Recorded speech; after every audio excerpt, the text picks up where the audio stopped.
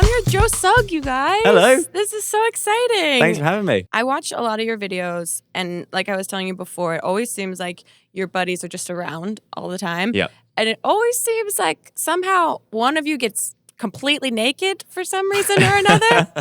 My question is, how many of your friends have you seen completely naked? Do you know what? The funny thing is, this morning I was vlogging. I was trying to scare Ollie this morning. I went round outside to try and make him jump, and he was showering with the windows completely open.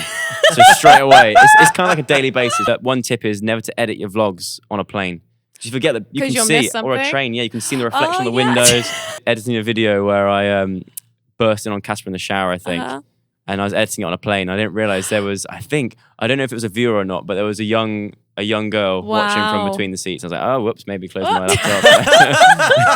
Yeah, it was very awkward. Sorry, Casper. Now, you're on planes all the time. I feel like I constantly see you and Casper just taking selfies on planes. What's the weirdest plane experience you've had recently, or like just most memorable? Oh, recently I flew into Miami for a YouTube conference for like Latin America. Sure, pretty interesting. Why not? Yeah, as you do, you know. And it was just me and my manager, and we flew in. And as we were coming into land, we were honestly about from the floor to the ceiling, away from like touching the ground. And all of a sudden, the engines kicked in again. We shot off in the sky again. What? And like they were like engines like shuddering, and like it was like everything was shaking. And I sort of turned around.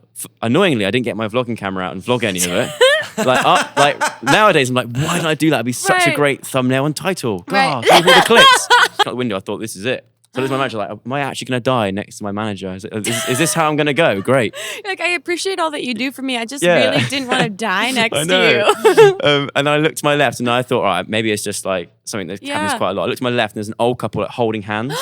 And I was like, oh, well, this is not helping at all.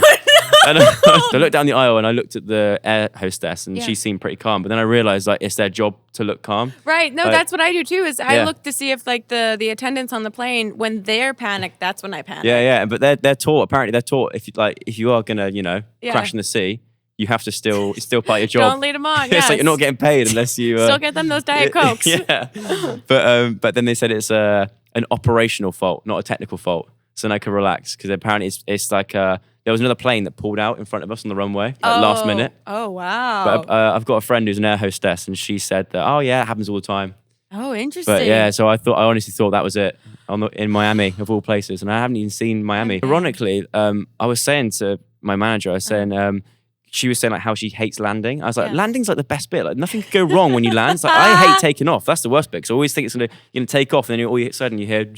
And you don't have any fuel, turns out. Yeah. Oh, I knew I forgot something. But then, as I said, like, oh, landing's fine. That's when we shot off again. So I completely jinxed it. Your manager is still your manager even after you probably screamed that you didn't want to die. It's like you of all people. I mean, sorry. That's good. That'll bring you close together. Are there things that are kind of like extreme, like goals, dreams in a crazy world you would love to make a clothing line, have breed a new breed of dog?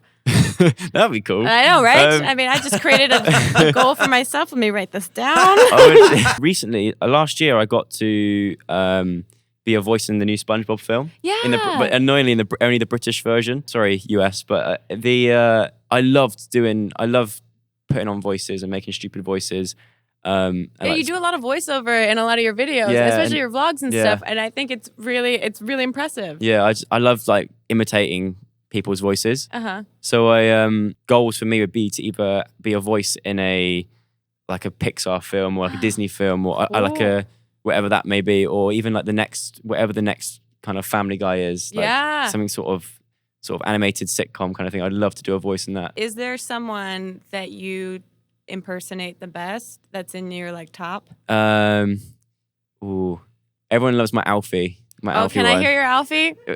when he's vlogging and he hates when I do it. He's like, guys, that's my So guys, I'm going to bed now. Just to say good night to Nala.